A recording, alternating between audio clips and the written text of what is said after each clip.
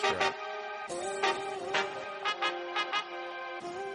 Hey guys, and welcome back to the Ace Advice podcast. I'm your host, Coach Cece, and we are relaunching here in 2025 with a new co-host, Coach Marissa. And last episode was, I think, back in like April, and then life got busy with obviously coaching, which is exactly what this podcast is going to be about. It's going to be, just us two coaches talking about coaching life and what we do for our players, what players can do for each other, and, topics about parents and everything in between. So we'll get into a little bit about what we want out of this podcast. But this first episode is just going to be us reintroducing ourselves and, again, what this podcast is going to be about and our backgrounds and everything in between. So, Coach Marissa, welcome to the Ace Advice podcast. It's nice to have you here. Thank you. I'm so excited.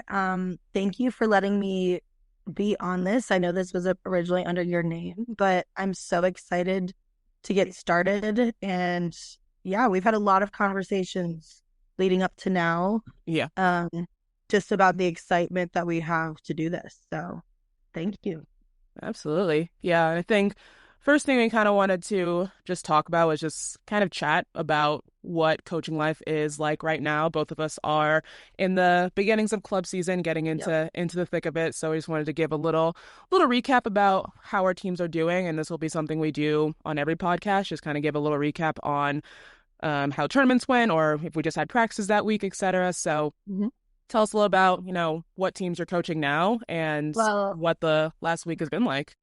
Well, I'm doing two teams because I'm certifiably nuts. Love that. I'm doing 11s.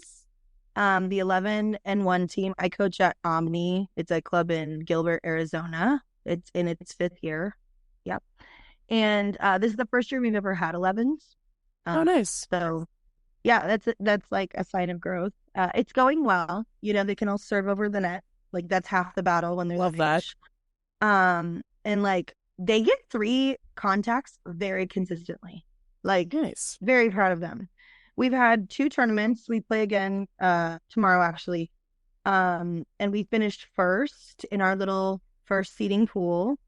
In Arizona, there's 2 divisions. There's not enough 11s teams, so we still play 12s. Right. So there's an 11 championship and 11 club, and we're in the lower one. It just makes more sense. Yeah. But we beat out the number 10 seed in our first tournament. So now we're number 10. And again, we're like one of the only 11s teams. So quite proud of them. And then we had a big 3-day tournament. I'm sure you did too over the MLK weekend. And we played down in Tucson. That was a lot for them because it was their first 3-day, like naps on the concrete were happening. Tears were happening. Just a lot. Like they're in 5th grade. Yeah. You have to remember that. So for sure. But they did good. They ended up finishing 5th and we were ranked super low. Yeah. So really proud of them. The naps on the concrete clearly helped. Nice. And then I also do the 15-2s at me, which I was with this team last year. So I moved up. I had 7 return from last year and added 4 new girls. And we, freshmen, normal teenage fights, kind of, but not even fights, just like cattiness and just clicky, So we're trying to work through that.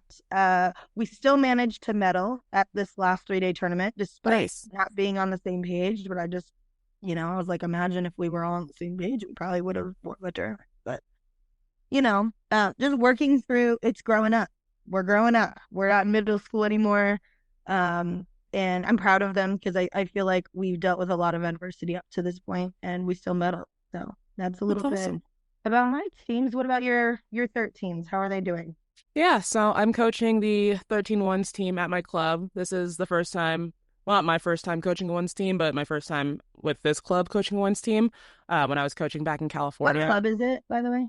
It's Momentum Volleyball Club in Colorado. Okay. Cool. So I was coaching the 13-2s team the last 2 seasons. This is my first year with our national team. And our first tournament, well, we started practice back in October because we did what's known as CYL here in Colorado. So it's not like actual like USAV like Uh-huh. club. It's like a little mini kind of tournament circuit before USAV. So we did that and we did really well going into CYL. And a lot of my girls are very new to the club scene. I think I Okay. only have like 3 or 4 returners from my club and then a couple of returners from other clubs, but a lot of them were doing like league, so not a lot of like actual club volleyball. So I have a Right. very, very green team. Like rec. So Yeah. yeah, so doing that CYL was really helpful for us just to learn some of the basics like rotations, because we Mhm. do actual rotations at 13s. Um, so we started practice back in October, went through CYL, took a little bit of a break, and then got into like actual club practice in November. And then our first tournament was MLK weekend. We did the Colorado Challenge. That was another 3-day tournament. Like you said, very long tournament. But we did really well. We were competing with a lot of like the top 13s teams in Colorado. Like the number one, our first game was against the number one seed in Colorado. Of course. And granted, our kids have never played against like high level, even though it's 13s, right? These kids these days are animals, even at 13, Yep. and they're Yeah. so They're good. starting younger and younger. It's crazy. Yeah, absolutely. So that was our first game. And granted, we still did really well. We took a set off of them, so we went to three. Um, and we lost, I think, like 15, I want to say like 12 in the third set. And a lot of our games that weekend, we were kind of just back and forth, up and down, things like that. So we ended the tournament higher than we came in because we did beat a team that was ranked higher than us, which was amazing for them. So I think we came into the tournament like ninth, I want to say, and we finished like seventh or sixth. So we still moved up a decent amount, which was really nice. So that was our first tournament. And then our last tournament, which was like our power. So in Colorado, we have like our power series. And within each age group, we have different divisions. So there's like division one, two, three, etc. And it's based off of your RMR seeding. And throughout Okay. the season, like your seeding will change. So Right. going into your first power, your seeding is based off of, there's a whole equation system that we can get into in a whole other episode because I still am not 100% clear on it, but there's a whole seeding system It's that goes the into, same here. I've been trying yeah, for years to figure it out.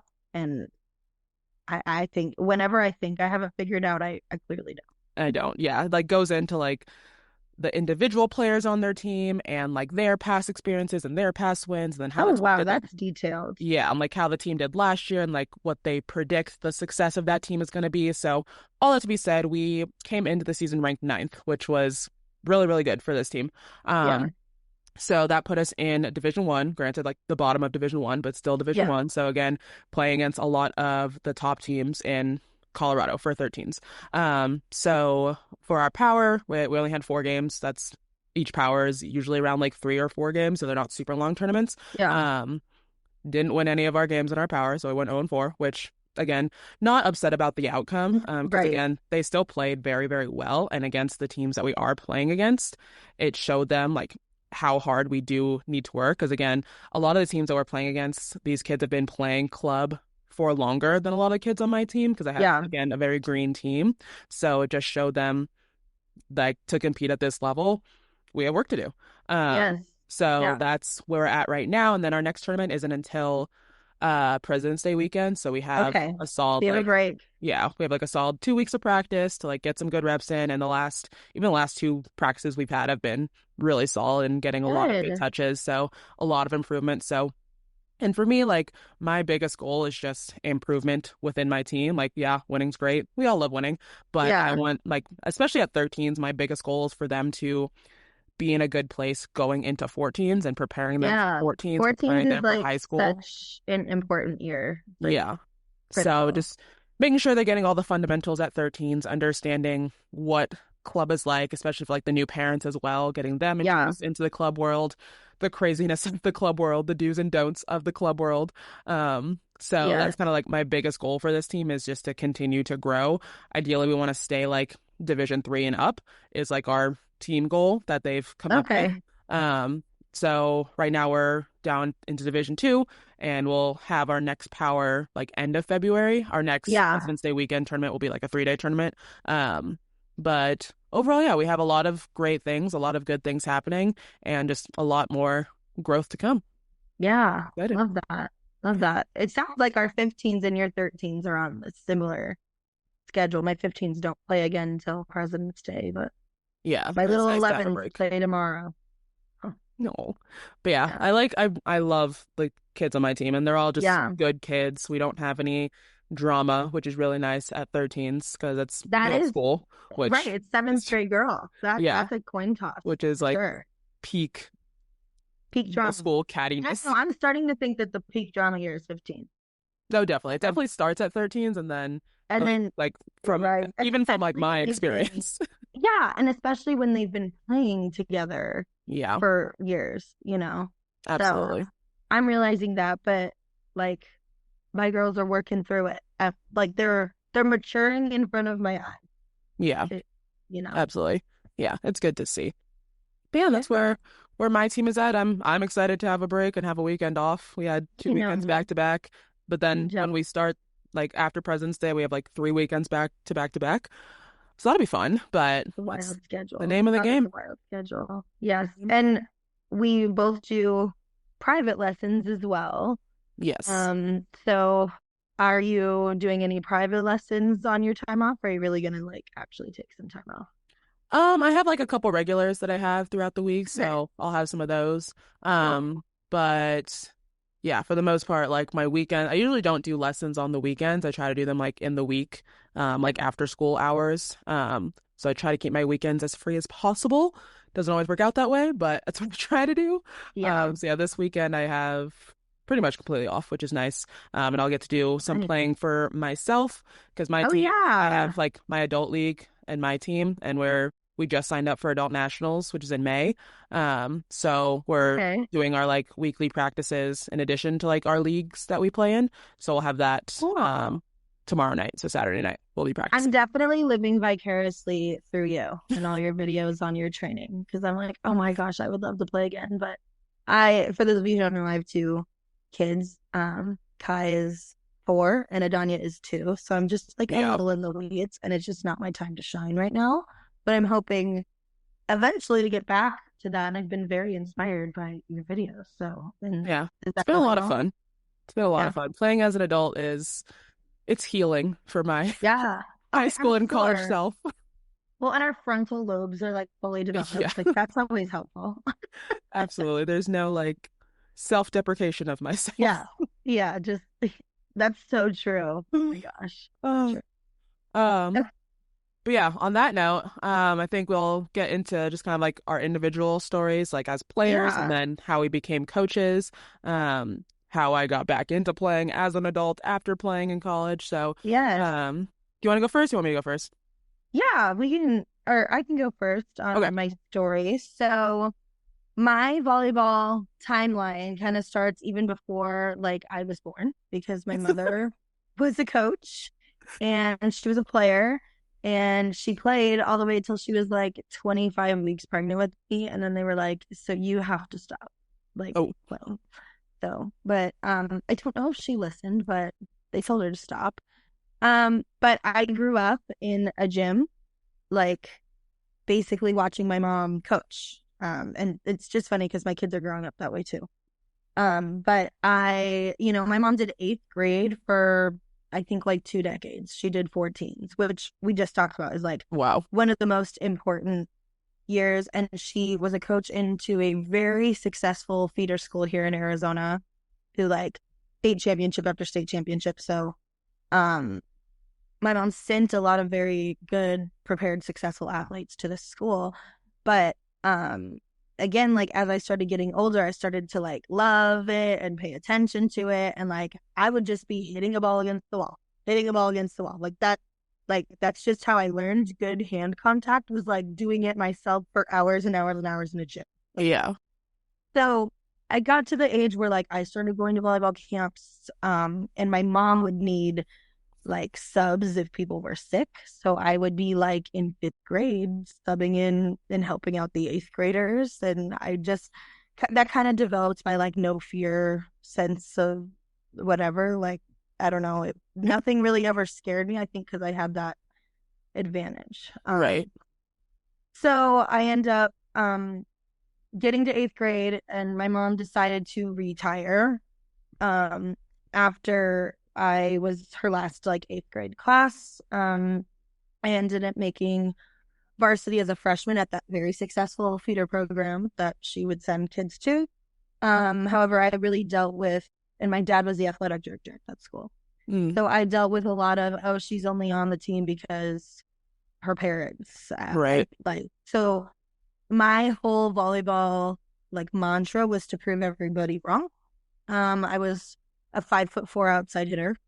So, uh, however, I won two state championships while I was at that school Nice. and started. I had to earn my way definitely as a freshman, just because I was so much smaller than Yeah. everyone. But our outside ended up getting hurt that year, and then I ended up getting my time, and I kind of never left the floor after that. And then, so just some unfortunate things happened in my family where I had to actually transfer my senior year. Mm. And I went to a school that was just way smaller. Volleyball wasn't taken as serious, and it was quite depressing. I mean, I still led my team to the quarterfinals, but it just like it wasn't the same. Yeah. So yeah, I've been on a team who's taken it really serious, and then I was on a team who it was kind of just like a fun thing, you know. So I end up getting recruited for college, but I tore my labrum my senior year playing softball, actually, of all Mm. things. I was a dual sport athlete. And so a lot of offers got pulled, like once they heard I was hurt, but Mm. one small NAIA Christian school, and I was kind of fully planning on like being a libero, like transferring just to back row just because of my size. Mm. But one school that had been following me in my club journey quite a lot. I played club every other year. I didn't play every year just because we couldn't afford it. Did offer me an outside hitter position on their roster, and allowed me to medical redshirt. Um, which like again, everything kind of works out because I ended up meeting my husband when I went to this school, and Oh. yeah, like it was unfortunate because I saw so much higher for myself, but I just realized that's exactly where I'm supposed to be. You know, NAIA, I went to Trinity International in Deerfield, Illinois, and that NAIA experience was just as competitive. But I got to play outside hitter once I healed. I got to start and play all the way around. Like, and that's really what I wanted out of my college experience. And as a 5'4" outside, that was more realistic for me. Yeah. Um, and I think looking back, like I made the right decision for myself. I think I would have struggled going to a big school and having to earn time as a DS lib, which, you know, like that, there is like so many limitations on playing time if you're not the lib either. And I didn't really have libero experience. I was a six rotation outside. Now that transition is pretty easy for most people. But again, if somebody's played lib their entire career versus me. So yeah, I played six rotation outside through 3 years. I ended up finishing school early, so I still technically have a year of eligibility left. I'm a little old, so probably won't be using that. But I played all 3 years. I went through three coaches in 3 years, so that wasn't fun. Oh. That's a story for another day. Yeah. But I think it made me a better coach, like realizing how important loyalty is to a program and how important like building a culture is to a program. So yeah, that's my story in a nutshell. I'm sure I like skipped parts of it. Like I glazed over my injury year. That could be its own Yeah, podcast. that's as someone that also had an injury, we can have a Yeah. whole episode on that aspect and the pros and cons of all of that because that Yeah, was it was a lot. a whole thing. Yeah, so I came, and my dad was also like a baseball coach. So I just like I came from two coaches. I have a very unique perspective as a player from that. Like Yeah. never was playing time an issue. I always knew it was had to be earned. I even when I wanted to complain, my parents would shut me down. Like, we don't do that here. So that's kind of my story in a nutshell. Yeah. Nice. What Awesome. about you? I know that you kind of said it on here, like you have your own individual episodes actually about your story. Yeah, so if you guys want to hear more in-depth story on both my like start in volleyball and then my like whole college experience, both of the first two episodes of this podcast are on that exact topic, but the cliff notes of how I started. So I was kind of the opposite. No one in my family played volleyball, like literally nobody. We were very much My brother played baseball. He was a very avid baseball player, played baseball when he started. He was like 5 and then played all the way to semi-pro. So we were a very baseball focused family. My sister played basketball. My dad played football at Stanford, so he was a very much like a football guy. So nobody in my family even knew what volleyball was. And I actually also started in softball because I was like, oh, I want to be like my brother. Heh. Quickly realized that was not for me. So then I started in middle school. It was kind of like, first year of middle school. It's a fall sport. Wanted to try something. So I tried out for the middle school team. We had like an A team and a B team. So I made like the B team because Mm-hmm. granted, had zero experience with volleyball, just kind of was athletic, right? And I was Yeah. tall for my age, right? How old are you in sixth grade? 11, Wow. 12. I Yeah. think I was young for my grade. So I was 11. But I was Okay. also like 5'6" at 11. So I was like tall for my age. Like, Oh oh, you're yeah. tall. Let's take her. Yeah. So I started in middle school. I didn't start playing club until high school, actually. So I started quote unquote late for club in the, people's eyes. It's not late. If you're starting club at 15, it's not late. But yeah, I played just middle school volleyball. I was also doing dance at the time, so that was like my main focus was like competitive dance. So I honestly like in middle school had zero like actual care for volleyball. Like I would sometimes just like not go to practices because I just didn't want to go. Right. Um, so that didn't really shift until I wanted to make the high school team, right? So eighth grade year or the summer between eighth grade and freshman year of high school is when I started to do like a whole bunch of like the volleyball camps. Like I did a lot of the Nike camps, and in California, like a lot of the big colleges like Stanford, UCLA, USC, they all like host their college camps. So I went to like every single one, like at least everyone that I could go to, and all like the high school camps, everyone that I could go to, because I really, really, really wanted to make the freshman team at my high school. So I attribute that summer to like a big shift in my focus. I ended up quitting dance going into my freshman year to just focus on volleyball. Went to tryouts, made the freshman team, and I had an amazing coach my freshman year. And I, again, was still not, because a lot of the girls that I was playing with on the freshman team had been playing club. So I learned about club because I had no idea what club was. My parents had no idea what Right. club was. So I learned a lot about it through my teammates. So like freshman year was a really big learning year for me. I had a great coach, really taught the fundamentals. I was kind of just put into the middle and kind of just gravitated towards that. And honestly just kind of stuck with it throughout the rest of my career, which we'll get into Right. that. I feel Uh, like that's a typical middle journey. yeah, they said, you go here. And then I just kind of stuck with Stay that, there. which Yeah. had its pros and cons, which again, we'll get into that with the whole, pigeonholing athletes Yep. sort of thing. But I was a middle and I loved it. I still love it. I'm still a middle. Um, but yeah, so end of freshman year is so like end of school season, right? Club tryouts roll around. So I tried out for all the local clubs. Again, this was my 15th year, right? So I was a freshman, so I was going into my 15th year. I could have played 14s because of my age, but I wanted to stay with my grade. That's Um, the smart thing to do, by the way, people. yes. That's the smart thing to do. Yes, and everyone's Go. like the age cutoffs can be different, and I think they might have shifted since I was playing. I have to look into that. Oh, Um, it's wild in Arizona. yeah, There's sophomores playing on freshman team because their birthday's in August, and yeah, yeah, it's a whole thing. Yeah. yeah. So my birthday was in September, so I was always young for my grade because I started Yeah. kindergarten when I was 4. So I was always the youngest in my grade. Okay. So I tried out for 15s. Ended up making like a 15 threes team, which for those of you Okay. that aren't familiar with club volleyball, there's like different levels within each age group, if you will. So like usually like the quote unquote ones team or national team is like the top team in the age group. And then Yep. it kind of goes down from there, like a twos team, threes team, etc. So I was on a threes team, which is for where I was just like an area team. So we didn't go to like out of state qualifiers or anything like that. No, We yeah. just did a lot of the local tournaments, everything like that. Um, my coach for this year, not the greatest, was not very nice. I learned a lot for sure, but I just think the club itself wasn't really for me, and it really like the trajectory that I wanted to go with volleyball. Because at this time, I was a freshman, I didn't really know for sure what I wanted my like long-term trajectory of volleyball to be, but I knew I wanted to take it as far as I could.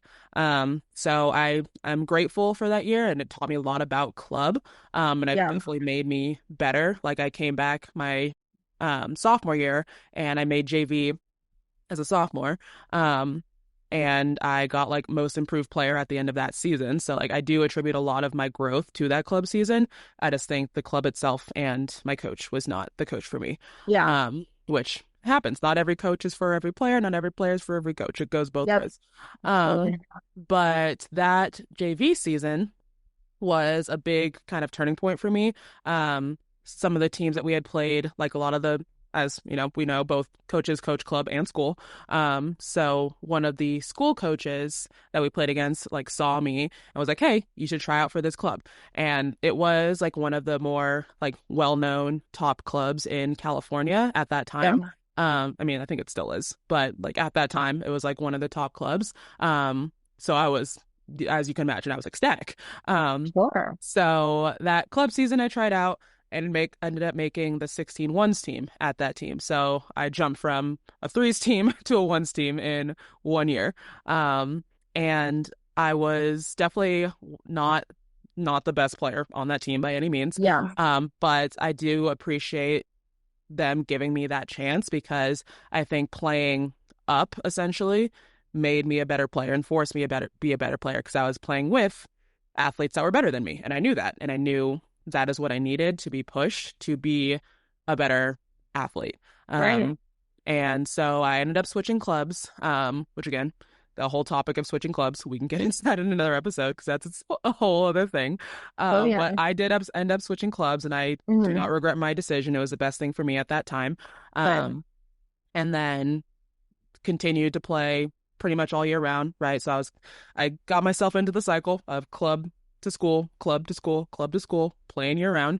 Um, and then that club was the club that ended up helping me get recruited to college. So 17's year, I ended up going through the recruiting process, talking to a lot of schools.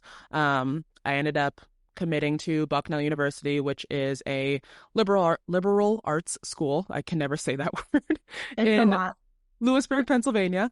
Okay. So I was recruited there as a middle. Again, at this time, I was 5'8", so I kind of capped out on my height, but I was recruited Yeah. to, it is a Division I school, so don't count your dreams out, kids, right? It's still possible. It's no, Nebraska, Wisconsin, Louisville, but still a It's D1 still school. D1. Listen, it's Exactly. still D1. So yeah, I got recruited to play there, finished out my club season or club years at that same club. So I was on the 16 ones team, then the 17 ones team, then the 18 ones team. So I stayed in that same club throughout the rest of my volleyball career. Played varsity my junior and senior year of high school, was a starter, all of that. So definitely had to like work my way up the ranks, of course. But ended up, being a captain my senior year of high school. And then, yeah, got into playing college. And that was definitely a shift, as we, can imagine, going from Hmm. high school to college, especially going to a D1 program. And again, if you guys want to know a little bit more or in depth about my college experience, I would go watch the second episode of my podcast because it goes a little bit deeper into the ins and outs of that. But definitely, kind of came in as a freshman, bottom of the totem pole, as we all do. Had to work my way back up against a lot of, because once you get into college, right, it's not just, you're the best person on the team, right? You're Well, amongst everybody is. everybody is the best person Yeah. from their team, right? That's why they got recruited. Yes. So you're like, especially coming in as a freshman, bottom of the totem pole. So I got some playing time, right? Definitely was not a starter, but I knew my potential going into that, program. Had a lot of great conversations with my head coach. love my head coach to death. She was the best head coach I've ever had.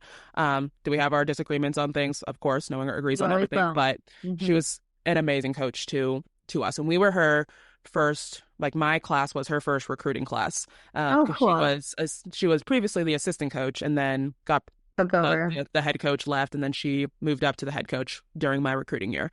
So we Okay. were her first like recruited class, so she had a soft spot for us, which we loved. But yeah, I also ended up getting injured my sophomore year. So like literally 2 days into preseason of sophomore year, I took a bad tumble, tore my ACL, my MCL, and my meniscus.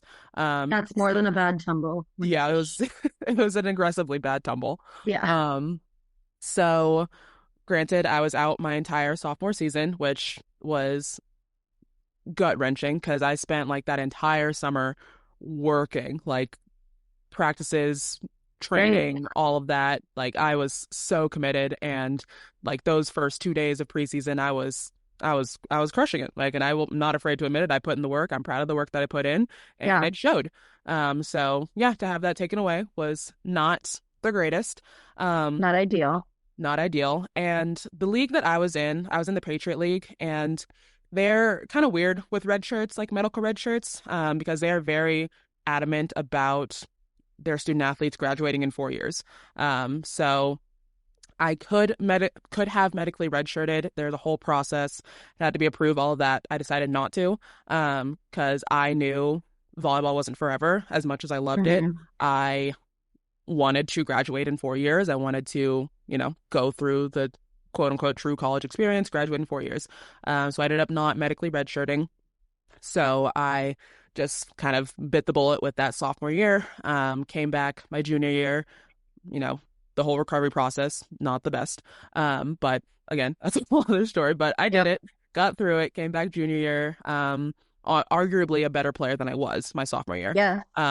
So yeah, made my way back up to that junior year. Again, wasn't a starter, but still got decent amount of playing time. Senior year rolled around. I was a starter, was a co-captain. So again, just kind of worked my way up the totem pole, and yeah, had a just overall with even with the injury and all of that, my college experience was a very positive one. So that's kind of my longer cliff notes than I intended, but that's It's kind of okay. my And for those of my you who haven't experience. listened to it, you should go listen to it because when Cece and I were in conversation about like even doing this, I wanted to go listen to her podcast to kind of like see what it was about. And Yeah, yeah, her story is really awesome. So I would highly thanks. suggest everybody go listen to it. Yeah. Yeah. Cool. Well, speaking of that, why don't we like kind of get into how this podcast and us doing this together even like came about? Yeah. Um, So, Go ahead. um, You can say it from your perspective. yeah, for sure. I'm assuming a lot of you are coming from like our social medias, our TikToks, our Instagram, etc. So we follow each other on TikTok. And I think you had posted a video just about one of the many joys of being a volleyball coach, which is dealing with, difficult parents, players, Yep. etc. So I think you were telling that story. And I think I made a comment that I was like, oh, I have 10 stories from this season alone that I could talk about. And then I think Yeah. you made a follow-up video. You're like, oh, we should make a podcast about it. And then thought about it more like, we should make a podcast about it. Yeah. Um, because I know there's, everyone and their mother has a podcast these days. But I always Yeah. think there's a unique perspective to everybody's story and everybody's Yeah. niche of the world. So yeah, there's a lot of volleyball podcasts out there, but again, we have our own unique stories, our own unique perspectives, both being female coaches, both Yeah. growing up as players, coming into coaching. So we all have our own unique stories. And, I originally started this podcast back in April because, I was on TikTok. I started my TikTok beginning of 2024. And I think like at the start of 2024, they like TikTok just made that update of like you can make 10-minute long videos. Hmm. And I realized I just love to yap about things. Love So, a good yap. and I ended up Yeah. yapping over 10 minutes about certain topics or found that I could. Yeah. So I was like, you know what? I'm just going to start a podcast and have my own little corner to yap about. So that's why I started the podcast.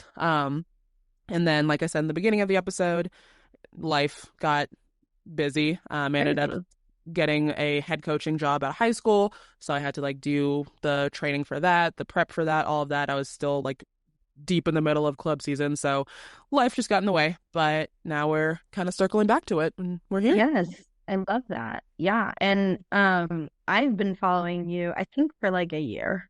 I think that sounds right. Like this Yeah. time last year, maybe. And I know that we have two very different approaches to our content. You're very, like, I feel like a lot of your content is player focused, where a lot of mine, I feel, is for coaching, like other coaches.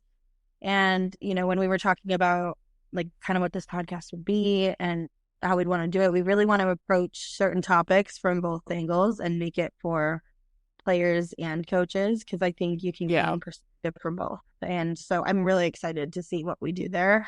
And like, I mean, let's be real, our industry is male dominant. There's a lot of the podcasts out there right now for coaching are male led, which there's nothing wrong with that, but I think you and I just bring a very unique perspective, just being female coaches of females too. So Yeah, yeah, I'm absolutely. excited And about that. yeah, and we have like already a whole list of topics that we want to address for, again, coaches, for players, Mm-hmm. even for parents as well. Like we want to Yeah. bring our own parents on here and get their perspective on being just, sports Worst parents. parents.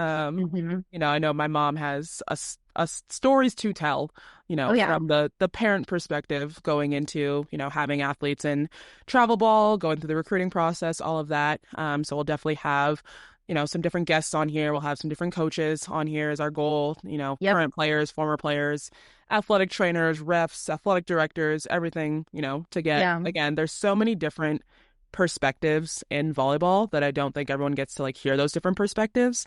So I think it'll be cool to have those guests and get those different perspectives on certain topics, because I know like we have a coaching view, we have a player view. Mm-hmm. We don't have like a reffing view. We don't have like an No, we athletic don't. director view. I Yeah. know you have more of a parent view than I do, Yes. for sure. Yeah. But I know your kids are still young. Yeah. We haven't started sports yet. Yeah. Not yet. So We're almost there. yeah. Not yet. So having like parents that have gone through the recruiting process with their kids, Yeah. and getting that perspective and just how to, manage the emotions of your kids going through travel ball. So we have a lot of good things in the works that we're excited about. Yeah. Absolutely. And we got into our player stories, but do you want to get kind of into your coaching story and like how you got started coaching? Yeah, I'll try and make this one a little bit more brief. But No. so I graduated college 2018, which is wild. Feels like so long ago. But I graduated in 2018. Wanted nothing to do with volleyball for a solid like year and a half after that. Fair. I had Yeah. played at that point for almost 10 years, 11 years. So that's a long time to be in a sport year round. So I just wanted a little bit of a break. So went into like the quote unquote traditional work life thing. My undergrad degree was in psychology and biology, and I was like a pre-med focus. So I was doing like internships at a cancer research institute. So I was like, Wow. yeah, I loved it so much. It was a great time. But I, down the road realized I it wasn't for me. So I got into coaching club at like a local club in fall of 2019, I want to say. And we all know what comes next. So fall of 2019 is when I started coaching club. And then our season got shut down for COVID. So that kind of just, everyone's season got shut down, right? The whole USAV got shut down. So 2020 was kind of a wash. Things opened back up kind of like fall of 2020, at least in California. Was not the same. A lot of things changed, a lot of rules Mhm. changed, right? No more switching sides, wearing a mask, all of that. But started coaching, same club, 2021. And then I ended up moving from California to Florida for a brief stint. So in 2022, I was coaching club in Florida. Moved back to, and then I moved out of Florida, moved to Colorado, for family reasons, just to be closer to my parents. My dad had gotten sick at the time, so I wanted to just be closer to him. So I moved to Colorado. Still wanted to coach club. So then I found Momentum, and they were nice enough to, give me a coaching job. They had already had a team for me and they just needed a coach. They said, here's your team. Good luck. And I was like, oh, okay, we're in That's this. We're here. typically how it goes. We're Yeah. here. So yeah, I started coaching at Momentum and I've been there ever since. And then for school volleyball, I started just this past year.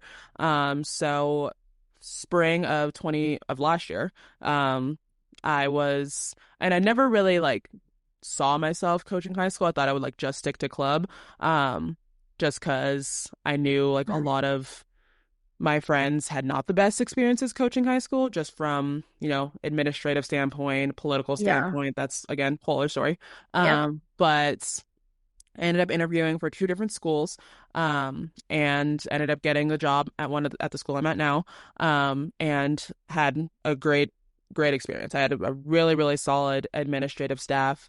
And again, this coming into this program, they were kind of the same boat that you were in. They had three head coaches in the past 4 years. So I was coming into a very, skeptical Sensitive. group of Yeah. skeptical group Sure. of parents for sure, and a skeptical group of players. But I had a great coaching staff behind me. And, we had our ups and downs throughout the season, but overall, the growth that I saw in that team and in those girls was outstanding. So, And just like the change in the culture that especially the seniors for sure, they helped to establish that change in the culture and they essentially became the seniors that they wish that they had. And that right. was like their ultimate goal coming into this season was just shifting the culture and leaving it better than how they entered it. And Yeah. I think they definitely established that. We made it to playoffs. Unfortunately, didn't make it to the state tournament. We were so close, but Very we made close. it to playoffs, which was further than they have gotten in a while. So Yeah. That's ended awesome. ended with a winning record. So can't complain with how that finished, and Yeah. have a lot of solid returners for this next upcoming school season. Already in the works of planning summer camps and all of that. Good. So yeah, I'm excited. So I just kind I'm of excited for you. That's yeah, awesome. so didn't take too much time off from, college to coaching. No. And then obviously forced to take a break during the pandemic. But still, stayed involved in our coaching. We still did Zoom meetings like this with our girls and just ran them through at-home workouts for them to just stay Yeah. involved. In shape. Um, Yeah. but yeah, I wanted to get into coaching, just to, you know, do what my coaches did for me, but better, right? I wanted to be Yeah. the coach that I wish that I Needed. had like throughout my entire career, because I had great coaches, right? I Yeah. had some great coaches, I had some not so great coaches. But ultimately, my goal as a coach is to be a can obviously continuously be a better coach, but be the coach that my athletes need me to be at that given time, and Yeah. I being love that. and as I've like I'm not, the most decorated coach. I haven't been coaching for that long. But I know every season that I coach, I become a better coach. And Yeah. that's my ultimate goal, is You just still to have keep to be being like a a better coach. student of the game, Exactly. even as a coach. Like you just do. Yeah. So Cool. that's where I'm at now. And now I'm coaching year round the same way I was playing year round. Yes. And it's arguably more intense when you're in Yeah. charge of it. So A lot of planning. yes. Yeah. Um, I my story again, like I always knew I was gonna be a coach because my parents were like and I knew I didn't want the game to leave my life when I was done playing. Like I I struggled when I was done playing. Like I just because I never knew life without so Yeah. um after I graduated 2017, so I'm a year older than you. I went home and immediately applied for coaching jobs. And like I was mostly doing the corporate thing. I never thought it would be like my main full-time job. I just thought it would be like a side part of my life. Yeah. So I got my degree in business communications with an emphasis in marketing. So I was working in a marketing agency and I ended up getting the JV position of the school that I'm at still right now as the varsity coach. But that was in 2018 to 19. So that season. And then I did club that season too. So I was like having coaching as a side hustle for the whole year round. Yeah. And then in the season of COVID, so I did 2 years of JV at that school, and then the coach ended up leaving, and they ended up giving me a trial interim varsity year during COVID. Oh no. But we didn't know it was gonna be. We didn't know it was gonna be Right. COVID. Um, I was also pregnant with my first kid, so like that was the perfect storm. Um, so the season of 2020, I was due in November, which I'm sure it's the same. That's like state playoff time. Yeah. And I took over such a talented group of girls. Like there was, and again, I'm at a really small school, so there was only like 7 of them, but they were just all freaking studs. Like seriously, a rock could have coached this team. Like I did. It was my first year coaching, and I like walked into any coach's dream team. Yeah. Like just 6 studs that could just play all the way around. Like it was ridiculous. So we ended up going into state playoffs ranked second that year, but one of our girls tested positive for COVID, and we weren't allowed to play in the state tournament. Oh no. The So whole team? the whole team, all of Oh us, gosh. we were like disqualified. And it's so stupid because if that would have happened today, like that would not be the result. And I still Yeah. just, my heart absolutely hurts for those girls because they were all seniors. I mean, Mm. it was the most horrific thing that could have happened to those girls. And so I just remember I gave birth the Saturday that we were supposed to be playing. And I got the news, and I was more upset about that than like being in labor. It was crazy. But so that was like my first year. We only lost one game the whole season. I mean, it was a dream year despite it being COVID, and then despite the ending. Like we had such an amazing team. Yeah. So then the next year I basically started from scratch because all those girls left, and we ended up making it to quarterfinals with a brand new team. So that was a big confidence booster just for me as a coach. But I did take the COVID year off of club because I don't know what it is. I was opposite of you. I just thought I was only going to do school and not do club because I just Mhm. felt like club was a money making thing where it's, quantity over quality with coaching and players. Like it just felt like more of a money making business Yeah. than volleyball. Like it just felt different than when I played. So, super skeptical about club. And then 2021, one of the seniors on my team she's just built different. She just worked harder. She trained harder. And I was like, dude, where did you learn how to be like this? And she named the club that I'm currently at, Omni. She's like, you should definitely come watch us. We're brand new, but the owner's really good. And so this was in 20 like brand like beginning of 2022. Hmm. I go and I watch, and I'm like, oh my gosh, she's like, this lady's got everybody's backpacks lined up the same way. It's like militant, like all of the girls have like amazing fundamentals. And I'm like, all right, maybe I could try club again. So I go and have a conversation with her, and the rest is history. She had me take over. She literally, same as you, was like, here's the team. Like, and it was for like our summer, big 3-day summer tournament that we have here. One of the coaches had quit, and she's like, I need somebody to just take over here. Just Yeah. gave me a team. It was like a 13s team. It was fun. But I've been there ever since. And each year, of my varsity team, last year I had 12 seniors, and Wow. we made it all the way to the semis. We were one game away from the state championship, and we lost to the team that has won it year after year after year. One of these years I get them. It always But happens that way. yeah, but then this year I started over again with a brand new team because I graduated 12 seniors. Small schools are so weird. Sometimes you'll have 12 seniors, then you'll have one. It's like, Yeah. uh, so this year I only graduated one senior. I only had one senior on my team. And we made it to the quarters, only one game behind where I was with all those seniors last year. So that was amazing. I love this group. I'm so excited because they're all going to be 1 year older. They've all played club this year. I have a heavy junior and senior class. So like our maturity is going to be there this year, where I had one senior and a bunch of sophomores last year. It's just different. Yeah. And I just remember what it was like to have a team full of seniors. And that was really fun. Like because they grew up in the volleyball world around me. So by the time they were a senior, they were basically coaching themselves. They were basically saying the things that I would have already Say said all to the them time. Yeah.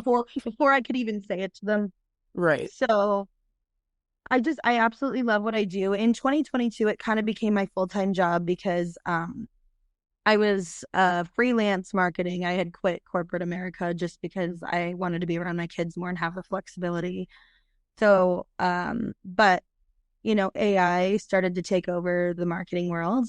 Just with, I did social media, and those like AI was writing captions for social media. They didn't really need people to do that. The AI could make graphics, and I kind of saw where that was going, and I was like, Yeah. all right, I need to pivot. So then I started doing private lessons with my club girls, and that's become basically a big part of what I do every weekend because I'm opposite you. I have to do it on the weekends because I'm at home with my kids during the week. But um, I just love what I do, and I consider myself just so lucky that this is my job. Like, and Yeah.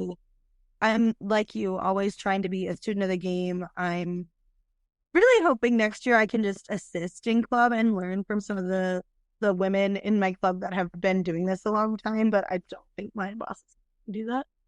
That's okay. But again, I also enjoy just scrolling through TikTok and seeing coaches like you.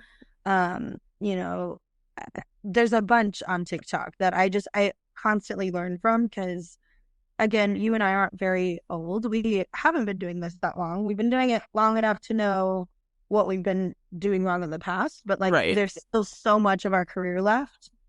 So, I just turned 30 this year and I feel like I still have so much to learn. So, Absolutely. yeah, that's a little bit about my coaching story. My goal is to get my mom out of retirement at some point. She did agree to come with me because my assistant can't make the 11s tournament in Vegas. So she's Oh, coming out of retirement for the 11s, which is hilarious to me. that's so But fun. yeah, so but my goal is to like get her out of retirement because when I was pregnant with my son in 2020, she actually helped a lot with my team like towards the end of the season. So I've almost gotten her out twice now. So one of these days Keep it'll happen. keep picking away. It'll happen. Yeah. But yeah. Awesome. Yeah.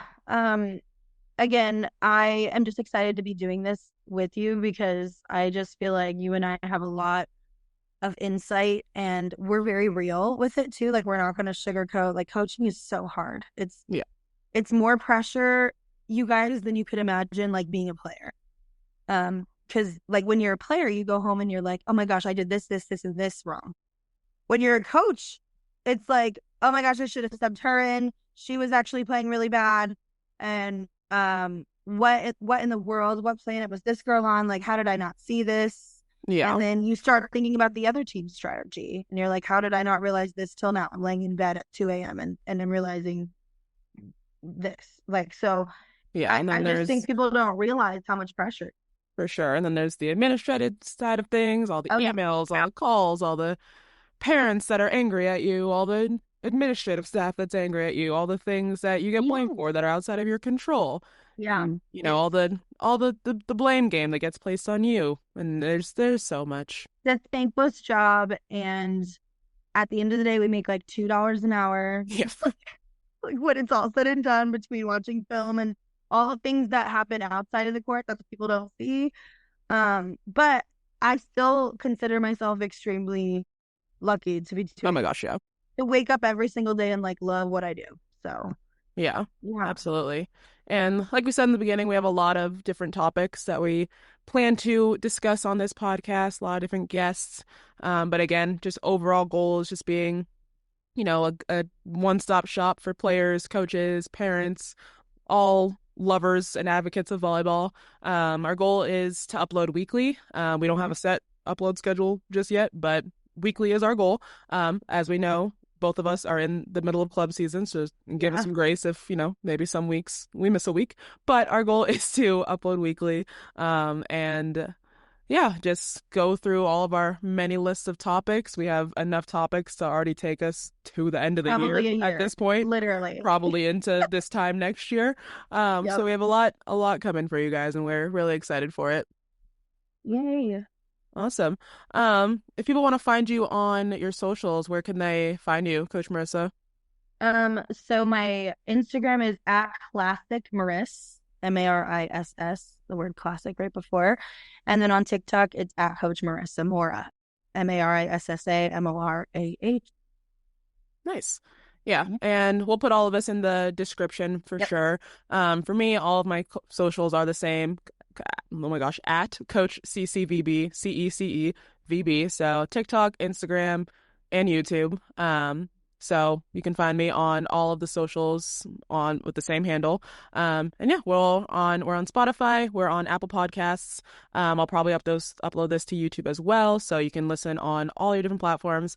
We ask that you guys share this podcast with as many people as you can. We're trying to grow our audience, grow everybody that can listen to all the things we have to yap about. But we're Yeah, just weekly excited up.